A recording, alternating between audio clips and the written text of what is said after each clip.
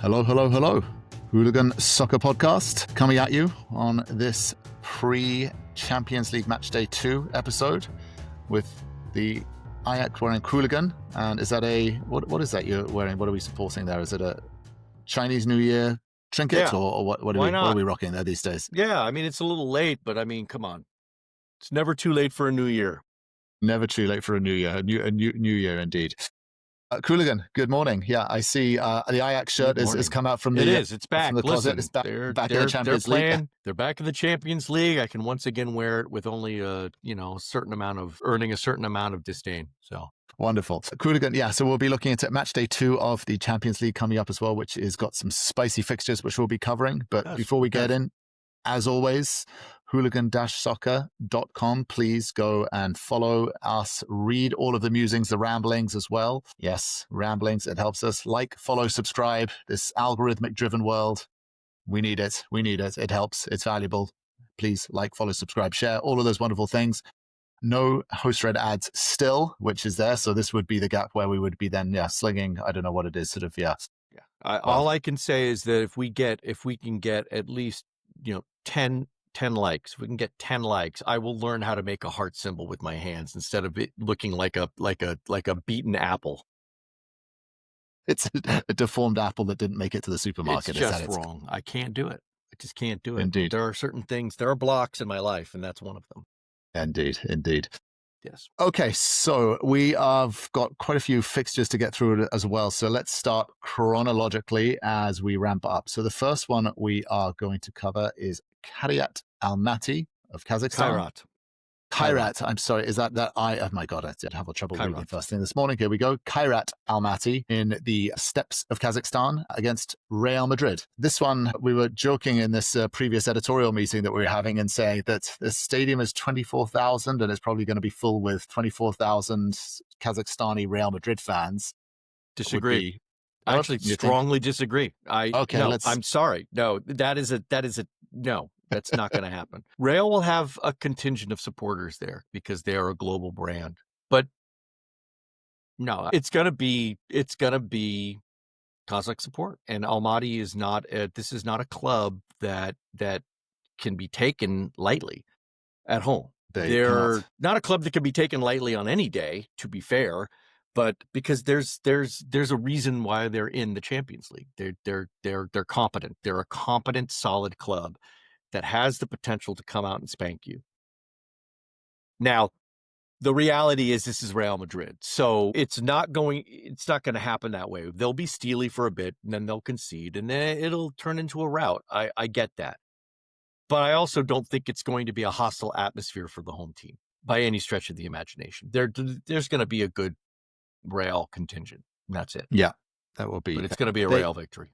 They lost 4-1 to Sporting Lisbon in the opening game week. However, that 4-1 didn't feel like it was a fair representation of the heart and the passion and the sort of the commitment to each other they showed. So agreed. And I don't see a scoreline much different in this one. I'll be perfectly fair, but that's because they're going up against Real Madrid. And the other interesting question is who's Xavi going to play? That is within these Sharks versus Minnows matches, there's always there's always an undercurrent of will they even get to see any of the big three, right? Will Kylian make the trip? Right? Will Vinicius make the trip? You don't know. They could very well just say, no thanks, I'm not going to be traveling, 7,000 kilometers to go and eat bad, Kazakh hotel food for a night. It's not going to happen, right? I mean, because the realities of travel are they got to spend at least one night in Kazakhstan. So maybe 2, but at least 1. Yeah, it's a long way. Yeah, I mean, they might not even fly out. They might not even be rostered. We won't know that until a few hours before. Predictions can be tricky because if Real is starting their A team, this is likely, this is a 4-goal minimum blowout. But if they start some of their second team, it could be a lot tighter. Yeah. You split the difference. Yeah. I'm gonna say it's a repeat of last week, 4-1 to Real. Do you think 4-1? Yeah, absolutely. 100%. Yeah. I mean, just looking at their history, they played against, they had a Madrid derby on the weekend. They played against Atletico and they lost 5-2. Sure. Which was again, it's not, doesn't seem all things are well under the Xavi Alonso era. Well, of The course one not. No. the one player, and you're right, I agree. Will they rest as well? Just looking at sort of like, then they've got to go, and then they're playing against, I think they're playing against Villarreal at home as well on Saturday. So again, is there some game time management going on here as well? Probably. Then also, then after that Getafe game, then they're playing Juve in the Champions League, and then the following weekend they're playing Barcelona and have a Clasico. So they probably got a couple of eyes on that and just saying, look, yeah, does Mbappe say, guys, I don't need to travel to Almaty, guys. I'm gonna Xavi, rest me and I'll be ready for Villarreal. Is the If you here, look at that block of fixtures, you have to think they're not starting the big guys here, because the team also, let's be honest, even if there's a shock upset, does it mean that Real's out? Absolutely not. It's the second game of the no. So they are not going to be looking at this and taking this as seriously as even a game against Getafe or Villarreal, right? Sorry. Yeah. They could be playing Elche the next day and they would still be thinking Kairat, maybe like small something. No, it's not going to happen that. Yeah, I agree. So you're going to go with a 4-1 prediction, 4-1 scoreline. Yeah, I'm still going to go with that scoreline, but I think it's going to, because I think the overall quality on Madrid's side is still high. But yeah. Yeah. Okay.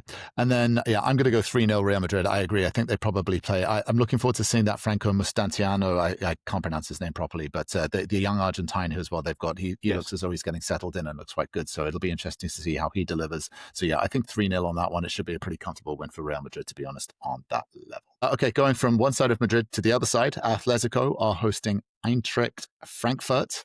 I think this is probably in the top of all the Champions League fixtures. This is in my top 3. Here you have and it's funny because if you had asked me a week ago about this fixture, I would have said, geez, nah, it's not going to be pretty because Eintracht is going to stomp all over, Atletico. But Atletico is a different team now. I don't know but 2 derby wins in a row for them. Right. That shocking last minute winner against Rayo in midweek. And then, of course, the aforementioned, 5-2 demolishing really of Real. And they suddenly look like a team that is revitalized and found itself. And they were not good in the first few weeks of the season. They were abysmal, in fact. And so I'm looking at this fixture going, wow, here you have a very strong Eintracht Frankfurt team coming into, and they're at home. And I'm like, you've got to give the edge to Atletico. Yeah. You've got to give the edge. And even though they're fragile and they can fall apart at any moment, one has to think, you look at this, Simeone's got to be putting in the fear of whatever into the team, saying, we just need this third win. Let's get this and right the ship and go. Yeah, it's going to be so score-wise. What do you think? 2-1, 2-0 here. What are you thinking here? I think it's a 2-1. No, I actually think this is 2-1 Atletico. Okay, 2-1 Atletico. I'm going to go the other way on this one, and I was surprised. I was just looking beforehand at Frankfurt's games and just looking at the history and some of the trend. They are banging in goals at the moment. On the weekend they played Mönchengladbach and they won 6-4. Okay, 10-game thriller. Okay, game before that they lost 4-3 to Union Berlin, but then before that, and then obviously they had their opening game 5-1 against Galatasaray. But they have been free scoring and coming in sort of quite hot. So I actually think this is going to be a high scoring game, and it's going to be one of those fiery games. Is again that young, is he the sort of the Turkish, German-born Turk, Can Uzan as well. That young guy looked really, really good and looks like he's a real breakout star. So I'm actually going to go, I think this is going to be a 4-3 thriller, and I think Eintracht are going to actually win this as one as well. So all right. I mean, listen, as far as if you want to see a game that's going to be open and filled with all kinds of drama, this is your pick, ladies and gentlemen. I agree. This one is... It's going to be a good, I no hold barred emotion and lots of crunching tackles and probably some good goals. Yeah, and just think, I mean, Frankfurt, they had Ekitike, who that Liverpool striker, who's obviously got off to a great start, except for his stupid yellow card decision that he got suspended for at the weekend and cost them against Crystal Palace. You could maybe argue is they don't seem to be missing him. Hey, they are still banging in the goals, which is wonderful to see. And I do have to say that also, you say 4-3, that makes sense. Frankfurt has conceded more goals than any other team in the Bundesliga other than Werder Bremen. Yeah. Right. And Werder Bremen is in 15th place and Frankfurt's in 4th. So as you said, they score a lot and they're conceding a lot. And that just makes for fun soccer. Fun, open-ended. Plus also throwing some Diego Simeone shithousery as well that will go. Actually, wait, he will be suspended for this one as well because he got sent off against Liverpool. He will be. That doesn't mean that his presence will not be felt because the aura he is allowed to at least Simeone. be in the stadium. Yeah. And there will be many, many cuts to wherever he is sitting, watching him go. He will likely be yelling so loudly he can still be heard on the field. I guarantee it. Yeah, the presence of Simeone will definitely be felt by the players. Their wrath will be waiting for them. 100%. 100%. Okay. No, that one has potential. Yeah, free scoring, lots of goals, leaky defenses, and then sharp attacks. So we'll see how that one comes together. Okay, and then going to the next game that we also picked out. This is a repeat. I believe it was the semi-final of last season's Europa League semi-final, where Bodo Glimt, inside of the Arctic Circle, will be hosting a new and revitalized Tottenham Hotspur's Son's Daniel Levy as well. I don't know if the Spursiness curse is maybe too early to tell and too early to predict. I know Spurs didn't have the greatest result last weekend as well. They didn't. I believe they were lost, right? Frankly, they were lucky last weekend. Yeah, they drew against Wolves, wasn't it? Yeah, and sort of but with literally like a 90th plus like minute 8. I mean, it was a crazy late equalizer. Yeah, so Spurs are sort of coming back, but again, playing against Bodo Glimt, I think they pretty much comfortably pushed these guys aside last season when they played each other as well. So do you think there's any drama here? No, even I was surprised at how easy they found it up in the Arctic Circle playing them. They will now at least have a certain amount of familiarity with what, what to expect going up there, right? Synthetic turf. I mean, it's good quality turf, but it's a synthetic field. And in that late September, early October weather, you never know what you're going to get. So, I mean, it could, depending on what the weather is, could be a big determination and a big factor in this game. I do have to say, I think Tottenham will win.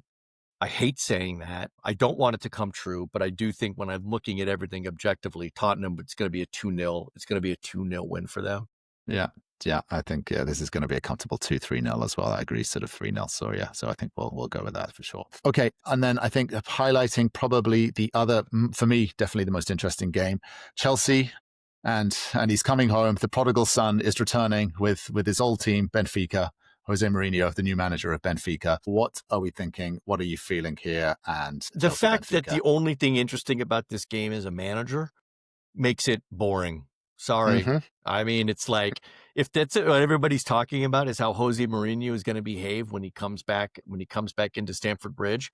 I mean, come on, people. Yeah. Well, I don't think it's about how he's going to behave. That's fine, but I don't actually have any really strong opinions about this at all. You know my feelings about Chelsea. I mean, should they win? Yeah. Absolutely. They should. They should be, no disrespect to the Portuguese league, but they should be mopping the floor every time they come up against a Portuguese team. Yeah, well, and they did in the Club World Cup, didn't they? During the summer as well, they played them, and I think it was like 4-3 or 4-2 or something. Like they killed them in extra time and sort of ran over them as well. But that was with that suspect red card, wasn't it? There was a weather delay, and then the red card as well, and then it opened up, and it sort of got a bit there. Genuinely think if that weather delay had not happened, the outcome could have been different. That was the best thing to ever happen to Chelsea. There will not be a rain delay in Stamford Bridge. There will, there definitely may be rain, but will not be a delay. That's for sure. No, there will not be a rain. Yes. Yeah. Could be rain, sure. I don't think the sort of behavior from the Mourinho side is kind of an issue. I think he's going to get applauded. He's going to get lauded. He's going to get sort of chants all throughout the game as well. Chelsea fans absolutely love him and will continue to serenade him for sure. I think Chelsea, again, another player sent off, another loss. I was watching one of the sort of clips of sort of Maresca in his pre-match interview, and he was saying they've lost, I think in their last like 20 games or so, they've lost 6 games. And of those 6 games, they've had 6 red cards. So basically, if they get a red card and a player sent off, they lose, which shocking, obviously, is not surprising when you go down. Imagine that correlation. Not very great analysis as well. But it does indicate that there is a disciplinary issue, perhaps maybe on the Chelsea side of things, some youth as well. So I think if Chelsea can get through this with 11 men, I think they'll probably be able to just scrape through with the draw. This has got, again, Mourinho is going to do Mourinho things as well. He's going to park the bus. He knows how all the players play. He's going to play to the crowd. He's going to do this. I think this has got 2-2 written all over it. And again, classic, like Chelsea will be 2-0 up, cruising. And then the last 10, 20 minutes as well, they'll lose concentration. Benfica will just come back with 2 counter-attacking. That's my sort of soft predictions there. Hooligan, do you have a thought here on I'm score? actually going to think I think it's going to be a very dull, very torrid, very boring game. And I think it's going to be a 1-1 draw, and none of the goals are going to be terribly exciting. And like you said, I think Benfica are going to come back. I think Benfica are going to come back and snatch that equalizing goal late. But I'm also going with the draw. Also going with it. Then the other one as well, speaking of Mourinho, his previous club that also as well, there's almost not many clubs that Mourinho hasn't been at and managed. Galatasaray are hosting Liverpool. Galatasaray are hosting Liverpool, so Liverpool have to travel in advance of playing against Chelsea this coming weekend as well. So they've got a bit of travel. So they obviously lost their first game of the season to the undefeated Eagles, who are now sitting second in the Premier League as well. Let's give credit where credit is due. Your beloved Crystal Palace did Third one place, over on Liverpool. undefeated. And completely and utterly unexpected. So there you go. So Liverpool's pissed, man. They are going to, and I hate to say it, but Galatasaray is going to be the unfortunate victims in a very well publicized 90-minute beatdown. I'm sorry, I just don't see this happening any other way. That's not to say Galatasaray is going to score. Liverpool has problems in the back. Mm-hmm. We know this. Yes, I think Galatasaray is going to get at least 1, maybe 2 goals, but that's not going to stop Liverpool from scoring 5. I think this is you want bold scores? 5-2 Liverpool. Oof. Wow, big one. Okay, big one. Yeah. 5-2. I think Liverpool absolutely unleashes against them, but they also concede. Liverpool have too much firepower going forward as well. I think, Ekatike's back and available as well. I know they did get one of their players. There was an ACL. I forget his name as well. They had a pretty nasty ACL injury. That's actually a bummer of a story, because this is the young Italian defender. His name escapes me. Something with an L.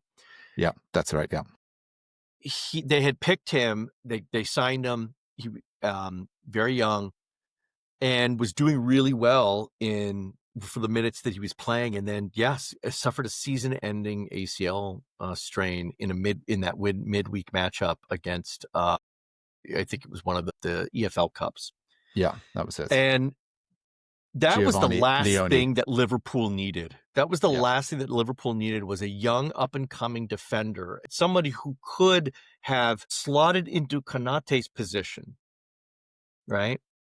Suddenly out for the season. Now you're stuck relying on Konate, who is not looking the business right now. So again, it makes Gahey's fee skyrocket, right? If they're going to try and do a mid-year thing, all of a sudden he becomes extraordinarily valuable. But it's a bummer. And on a number of levels, 1 for the club, 2 for this young player who has that's just a terrible thing to happen to anybody at any age. Yeah.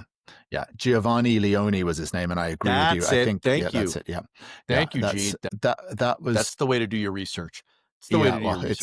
Research is just frantically Googling while you're rambling as well. So that's but is that it is. I agree with you. I agree with you. I just don't think Galatasaray's defense is just anywhere near strong enough to be able to withstand Liverpool's attack, and that just wave after wave. Again, you can say that maybe Arne Slot has one eye on that Chelsea game on the weekend as well, which having lost as well. So there's but Slot seems to be a really, really good manager at rotating the squad and getting the best out of each and every single player as well. Maybe Chiesa starts. Does Isak start, and does he sort of balance Ekatike? So we'll see. But it's not as if they're lacking players. They are lacking players in particular positions that are essential. That is true. But when it comes to overall squad rotation, Slot's got a very deep pool that he can pick from. Yeah, he does. Yeah, I agree. I think 3-1 Liverpool here. This will be comfortable. Again, Liverpool seem to. They won, didn't they? Canter sort of through last season Champions League as well. They won the top of the group as well. They cantered through and easy, automatically qualified. So again, I think Slot's just going to play that game as well and sort of move on, take the points, and fly back from Galatasaray and back Istanbul, of course. And I think where Liverpool won the Champions League, that famous Champions League win against AC Milan all those years ago as well. I don't believe in a lot of that situational memory, but sure. Sure. Romance. It's the romantic in me. That's what it is, Hooligan. That's all right. And then speaking of romance, moving over to the southern part of France, Marseille are going to be hosting your beloved Ajax. I mean, let's be honest. Ajax are not the same as they used to be. I still support the club. I mean, you support your childhood club, so you go with that. But no, this is a Marseille win again. I'm sorry, Ajax is not going to. They had a very poor showing in their first batch. I don't see them in getting much better, and I think Marseille, as you like to call them, a scrappy bit of misfits and dock rats all coming together to do something. I mean, sure. And I mean no disrespect to Marseille, but either the city or the club, because I visited Marseille and I really enjoyed it. Yeah, you got a battle between two port cities, and I hate to say it, but Marseille's got more grit, and they're going to win this. They're going to win this one, and it's not going to be an easy. It's going to be 3. I actually am going 3-0 Marseille on this. Wow. Okay. Yes, I'm going 3-0 Marseille. We're going to rename this one the Battle of the Dock Rats. That's what it is. It's sure. Although I mean, generally, not to be fair, Canal Rat is a lot better, is a lot more appropriate for Amsterdam. For Amsterdam, for the Dutch, rather, yes, the canals rather than the open sea as well. Yes, that is more. I mean, unfortunately, Amsterdam's days as a port died as soon as they put that dam up. Once they sealed off the bay, it was done.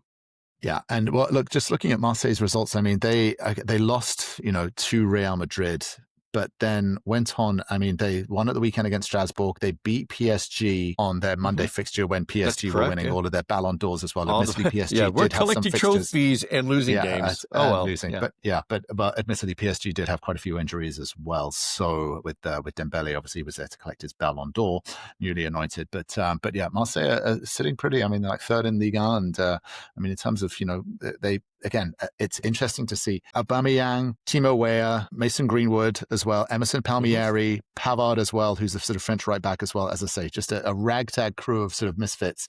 This one's going to be an interesting one. It's interesting that you go 3-0. Maybe I just have a lot more sort of hold Ajax in a higher regard. So I'm going to go 2-1 here. I think Ajax will score, but I do think Marseille will win this one and book some points in as well. So yeah, fair. It's fair.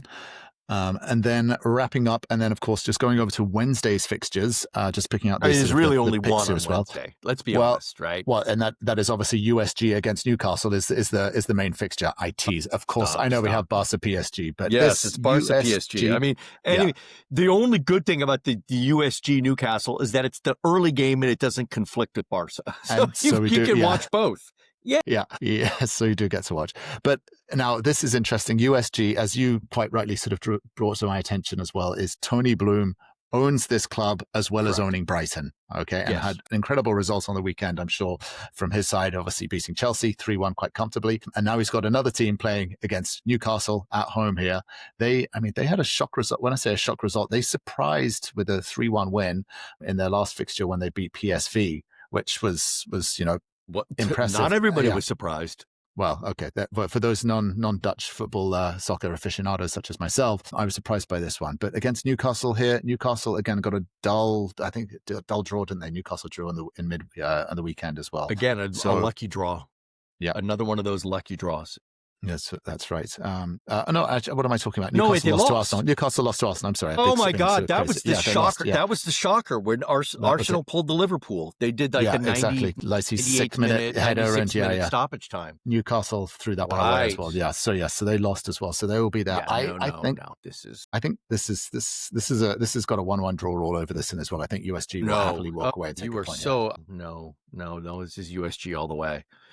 Interesting. Okay. No, I think USG take this one. They're at home where they're very, very difficult to beat. They're undefeated in their league, right? They're undefeated in Champions League. They're a really good, solid team that will wear you down. And Newcastle's got no answer. They don't have any real cohesion right now. This is a prime time for USG to stamp itself in the consciousness of Europe and say, hey, Belgians can play too. Wow, that's all right. Belgians can play too. They can. I mean, well, look, Belgium have a good pedigree with a number of, sort of really, really good players that golden generation that just came through. Interesting. Yeah, I mean, look at that. They've been winning. Hey, you're right. They are undefeated and they're I do comfortably research winning. too, and I know Yeah. that they rolled through the Belgian league last year. Just Okay. absolutely straight up dominated it, are looking to do so again this year. It is, I mean, dare I say it is a dynasty in the making, but if they keep playing the way they're playing, there's a good likelihood of this. And right now, they do look to be the stronger team, even against Newcastle. I mean, say what you want about Newcastle, Premier League better than the Belgian league, whatever. Right now, I'm looking at two teams playing each other, and I'm seeing a team that is strong, that is at home, super confident, scoring goals, conceding few, playing with an identity. And then there's Newcastle. Newcastle, dropped. who, if you put it in that perspective, after 6 games in the Premier League, have only won 1, right? They've only won 1 game. They've drawn 3, lost 2, negative goal difference. So they're missing Isak as well. And that's, yeah. So score-wise, you think Anybody 2-1? looking at this from a team level has got to check your stats. You got to go USG. Yeah. You got to go Okay. USG. I don't think it's going to be a blowout. I think it's going to be, it's going to be a 2-1. It's going to be a 1-goal win, but USG 2-1. That's my prediction. Okay. And then speaking of club owners and Tony Bloom, going over to the other multi-club owner, Marinakis, his other club, obviously with Nottingham Forest he has, but his other main club, Olympiacos, travel to North London and play Arsenal. So so this has got a spiciness to it as well. I don't think this is going to be an easy game for Arsenal. I disagree. I mean, well, no. Olympiacos is they're a tough team. They're a tough team to play. They're gritty, physical, not the prettiest of soccer. But it's Arsenal. It's at home. They have to travel a long way. And even though the threat of the Greek owner in the booth, I mean, technically he doesn't own them because he put all of his ownership shares in trust, but still, we all know who calls the shots at Olympiacos. Even that won't be enough to inspire them to win. I think this is actually I think it's a comfortable win for Arsenal. Interesting. Well, unless they manage to do the traditional Arsenal and make it hard on themselves, but this should be at least a 2-goal margin of victory for Arsenal in any objective world. Okay. I will say, look, Arsenal seem to be sort of holding on there into second place as well. They have not been convincing. Defensively, they look really solid. They really do. But going forward, for some reason, they just don't look to be sort of clicking. Eze looked great yesterday against Newcastle. Saka is coming back and he'll probably play, although he didn't get a full game and he's coming back from injury now. It seems him and Madueke are sort of switching in terms of injuries. So yeah, this is not going to be an easy game. I agree with you. Olympiacos, just looking at the standings in the Super League, the Greek Super League as well, undefeated after 5 games as well. So they're sort of in pretty good form and obviously have the heritage. They are the strongest club in Greece. Without a doubt. Exactly. Yeah. I think 2-1 Arsenal here. I think they're going to probably sort of... I'm going to go bolder, 3-0 or so. Yeah. All right. Okay. And then moving over to the other side, obviously the main featured game, of course, Barca PSG. Now, there is a lot of sort of history here. You've got Luis Enrique going back to his old club where he's already won a Champions League with Barca, and then he's won a Champions League, obviously defending champions with PSG as well. You've got Dembele, if he plays. I know he was injured, so I don't know if he's going to be playing this weekend, going back to his old club as well. And there's a lot of history. This has the potential to be an exciting match. However, my fear is with these kind of games, sometimes when you hype them up too much, they just become a little bit dull. And I think we're just going to see sort of 1-0 win to PSG is my sense, but I hope I'm going 0-0 draw. Oof, wow. Yeah. I'm going 0-0 draw. I think, like you said, there's a lot of build, there's a lot of hype, but when you do look at this in the grander scheme of the remaining fixtures in 25 and Champions League in general, this game doesn't matter. Mm-hmm. It's a nothing burger of a game in terms of its impact on the Champions League. It's a great fixture.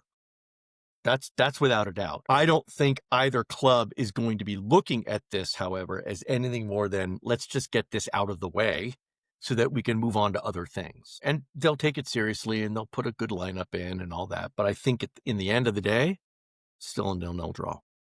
Yeah. Yeah. I think I agree with you. I agree it will be a boring game. I think Barcelona actually probably, I think. Are they at home? Barca's at home? Barca's at home, yeah. Are they playing in the Cruyff or are they playing in the big stadium? I don't know. That's a good question. I don't know if they've actually moved over yet when they're going to do this brand new banking stadium that they've just that's what I'm saying. I mean, because every other home game that they've had, It's been 20,000. They've been capped at 6,000 people, right? Because the crowd doesn't fit that many. And so I can't imagine that they would allow a Champions League fixture to be held there. I mean, there are other stadiums they can use. Maybe they'll loan out Espanyol. Maybe they'll, loan out Espanyol Stadium. But I don't know where they're. Does it say where they're playing? Do they have a fixture? I'm just looking for that now. New Camp first game as well. Barcelona. They're playing in the Olympic Stadium. Okay. So that's they're playing in the Olympic Stadium. So there it is. The Olympic Stadium. Yeah. So they're still, they've moved, because they bounce around. So they've basally been bouncing around while they've been fixing up. They're essentially homeless, right? They're not, because they own the Cruyff Stadium, but still. They're going to play in the big stadium. So. Yeah, so they'll do that just to fill it out as well. It'll be interesting when they get their first home match of the season in that brand new revamped Nou Camp. I think Barcelona will probably take this. Also, just looking at PSG as well, just looking at the weekend as well. They won 2-0 against Auxerre. It wasn't too significant, but it did look like that Luis Enrique did field a very, very much sort of weakened team as well. Obviously, no Dembele. Hakimi was on the bench. Barcola was on the bench as well. By the looks of it, Nuno Mendes was on the bench as well. Yeah. So I think, you can do that against Auxerre. They're not one of the stronger sides. So I don't think he does that here. I don't think Dembele will play. No, I don't think Dembele. No, I think and I think Doué's still out, and I'm not so sure about the third member of their attacking trifecta. Kavicha as well. He started. Yeah, he'll play. He's Kavicha will play. Yeah. That guy's. I mean, he has bones made of iron, so I think he's going to be fine. Yeah, he's. Drinks that, fortifies himself with that strong Georgian wine. I mean, it's like, whoop, why not? But it'll be good. It'll be good. Yeah, fantastic. Okay, well, that takes us through and just on time as well, which is wonderful. So, Hooligan, we will obviously be enthralled with all those early games, Tuesday, Wednesday games. Tuesday and Wednesday, fixtures. I know. And then I think we'll come back as well. I think we're going to do another recording tomorrow or Wednesday as well, where we'll also touch on the MLS, because that season's coming to a head there and it's getting spicy. And then, of course, we'll be back on Thursday again for the look into the Premier League as well. So, as always, Hooligan, thank you very much. Until next time. Peace.